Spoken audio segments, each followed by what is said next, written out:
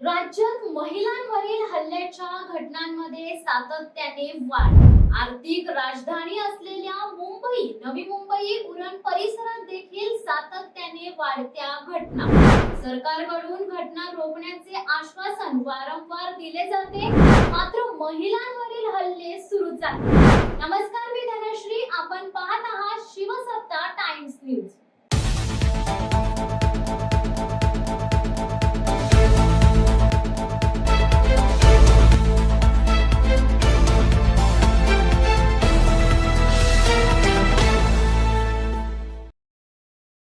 राज्यात महिलांसंदर्भातील गुन्हे सातत्याने नोंदवले जात असून महिलांवर बलात्कार, विनयभंग, अपहरण आणि कौटुंबिक हिंसाचाराच्या घटनांमध्ये वाढ झाली आहे.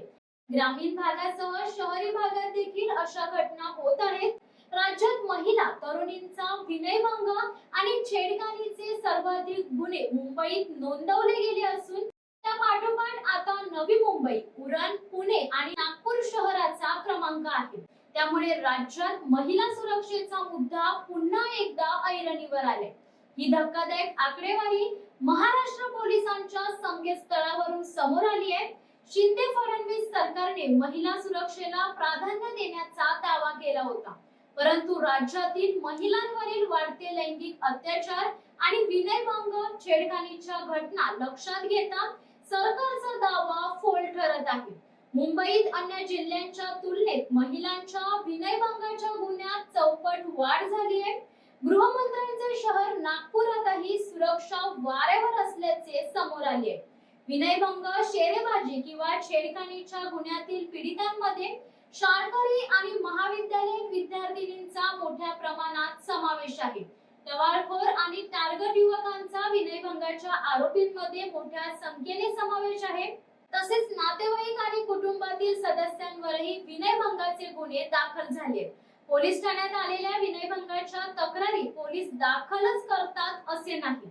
समाजात बदनामी होण्याची भीती दाखवून पोलीस गुन्हा दाखल करण्यापासून तरुणींना परावृत्त करतात.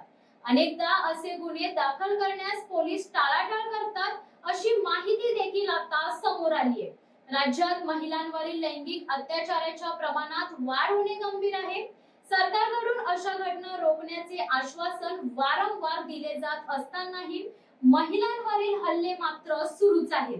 काही दिवसांपूर्वी नालासोपाऱ्यात प्रेम प्रकरणावरून एका तरुणीची मातेपिरू प्रियकराने भर रस्त्यात हत्या केली होती. ही घटना घडत असताना लोकांनी तरुणीला वाचवण्याऐवजी केवळ बघ्याची भूमिका घेतली होती. यानंतर नवी मुंबईत हृदय पिळवटून टाकणारी घटना समोर आली. नवी मुंबईतील एका विवाहित महिलेवर शिळफाटा नजीक एका मंदिर परिसरात सामूहिक बलात्कार करून तिची निर्घृण हत्या करण्यात आली. या प्रकरणी 3 जणांना अटक केली, मात्र तिच्यावर अत्याचार करणाऱ्यांना कठोरात कठोर शासन करावे आणि सदर खटला जलद गती न्यायालयात वर्ग करावा, अशी मागणी संपूर्ण नवी मुंबईकर करत आहेत. ही घटना ताजी असतानाच महाराष्ट्रासह देशाला हादरवणारी घटना घडली, ती म्हणजे उरण येथील यशस्वी शिंदे हत्याकांड. दाऊद शेखने धारदार शस्त्राने वार करून 22 वर्षीय यशस्वी शिंदेची निर्घृणपणे हत्या केली. यांसारख्या विविध धक्कादायक घटना समोर येत आहेत. समाजहिताच्या दृष्टीने ही बाब निश्चितच घुसणावह नाही. अशा प्रकारच्या घटनांमध्ये आरोपींना अधिकाधिक शिक्षा होण्यासाठी पोलिसांनी कार्यवाही केली पाहिजे, असे सामान्य नागरिकांचे मत आहे. घटनेच्या आरोपींना पोलिसांनी तात्काळ अटक केली असली तरीही त्यांच्यावर त्वरित चार्जशीट दाखल करण्यात याव्या.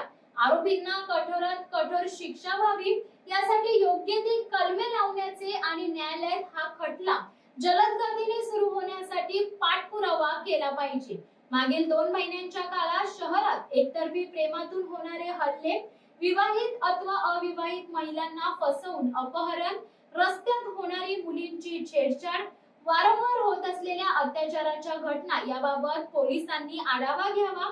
या आरोपींना जामीन मिळू नये यासाठी प्रयत्न व्हावेत. जे चार्जशीट कोर्टात दाखल आहेत त्यांचा निकाल लवकरात लवकर लागण्यासाठी आवश्यक कायदेशीर प्रक्रिया करावी.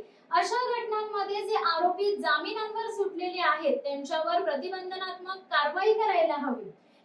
यशस्वी शिंदेच्या हत्येप्रकरणी नवी मुंबई पोलीस आयुक्तांची मनसे अध्यक्ष राज ठाकरे यांच्या पत्नी शर्मिला ठाकरे यांनी भेट घेतली संवाद साधला। यावेळी त्यांनी आता तरी शक्ती कायद्याला मंजुरी द्यावी अशी माजी पंतप्रधान नरेंद्र मोदी यांना विनंती केली। असे गुन्हे झाले की त्या आरोपींना फाशी झालीच पाहिजे अशी मागणी शर्मिला ठाकरेंनी केली। 10 वर्ष झाल्यानंतर शक्ती कायदा अंमलात आणला नाही, यावर्षी हा कायदा पास करा। 2 महिन्यात आरोपीला फाशी झालीच पाहिजे, कोणताही आरोपी सुटला नाही पाहिजे। राज्यातील मुलींच्या रक्षणाची जबाबदारी पोलिसांची आहे। तुम्ही तुमची दहशत दाखवा। गेल्या 3 दिवसात 3 मुलींची हत्या, किती हिंसकपणा। निर्भया प्रकरणात 16 वर्षांचा मुलगा सुटला, हे चूकच आहे। ज्या मुलांमध्ये विकृती आहे त्यांना फाशी द्या। या लोकांवर पोलिसांची दहशत असलीच पाहिजे। पोलीस काय करू शकतात हे या नराधमांना कळले पाहिजे। ते जोपर्यंत कळत नाही तोपर्यंत हे पुरुष थांबणार नाही। असे गुन्हे झाले की त्यांना फाशी झालीच पाहिजे असे शर्मिला ठाकरे यांनी सांगितले होते। तरीही पोलीस विभाग जागे झाले नसावे, कारण एवढ्या घटना ताज्या असताना सोमवार दिनांक 5 ऑगस्ट रोजी मुंबईतील गिरगाव परिसरात असाच एक धक्कादायक प्रकार घडलाय। भर रस्त्यात पतीने पत्नीवर ब्लेडने हल्ला केला। पत्नीवर हल्ला केल्यानंतर पतीने त्याच ब्लेडने स्वतःवरही वार केले, मात्र नागरिकांच्या सतर्कतेमुळे महिलेचा जीव बचावलाय। शक्ती कायदा आणण्याच्या सातत्याने घोषणा केल्या, पण हा कायदा अजूनही अस्तित्वात आला नाही। सरकारची ही घोषणा हवेतच विरल्यासारखी परिस्थिती आहे। शक्ती कायदा यायचा तेव्हा येईल, पण आहे त्या कायद्यांची प्रभावी व काटेकोर अंमलबजावणी केल्यास तसेच विद्यमान कायद्यात आवश्यक ते बदल केल्यास गुन्हेगारांना नक्कीच वचक बसेल। आजपर्यंत कधीही कायदा आणि सुव्यवस्थेची इतकी वाईट पद्धतीची लतकरी निघाली नव्हती, ती या 2 वर्षांमध्ये निघाली। एखाद्या घटनेवरती लोकांकडून आवाज उठवला गेला की हा खटला आम्ही फास्ट ट्रॅक वर चालवू किंवा एखादा नवीन कायदा बनवू अशा घोषणा केल्या जातात, मात्र या घोषणांना मूर्त रूप मिळत नाही।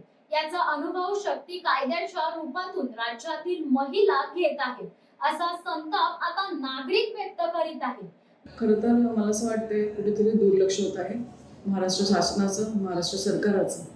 कारण महिला लागोपाठ सारखे गुन्हे घडत आहेत, मग महिला सुरक्षित आहे का याच्याकडे मला असं वाटतं ऐरणीवर मुद्दा आणला पाहिजे आणि लक्ष द्यायला पाहिजे। पोलीस मला असं वाटतं त्यांची ड्युटी, त्यांचं जे काम आहे ते करत असतात, पण त्यांना शेवटी कुठेतरी बंधन असतं मला असं वाटायला लागलं, आणि म्हणून कदाचित दुर्लक्षपणा होत आहे। ज्या ज्या ठिकाणी जसं म्हटलं असतं की रेल्वे स्टेशन्स आहेत, रस्ते आहेत, अशा ठिकाणी खूप रिमोट एरिया आहे जिथे आपल्याला पोलीस चौकी, बीटवर राऊंड मारायला पोलीस किंवा पेट्रोलिंग करणं हे अतिशय गरजेचं आहे।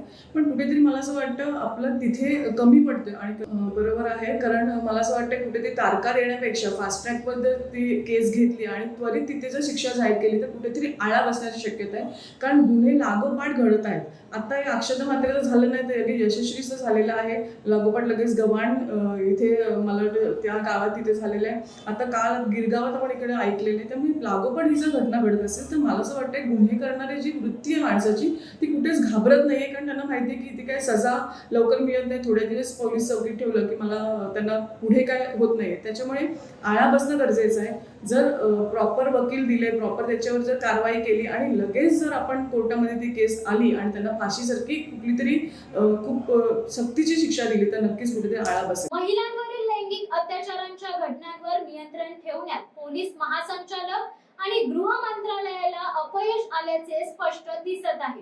हे गुन्हे थांबवायचे असतील तर निर्भया पथक, दामिनी पथक, अनैतिक मानवी व्यापार प्रतिबंधक पथक आणि सामाजिक सुरक्षा विभाग पथकाला पुन्हा सक्रिय करणे गरजेचे आहे।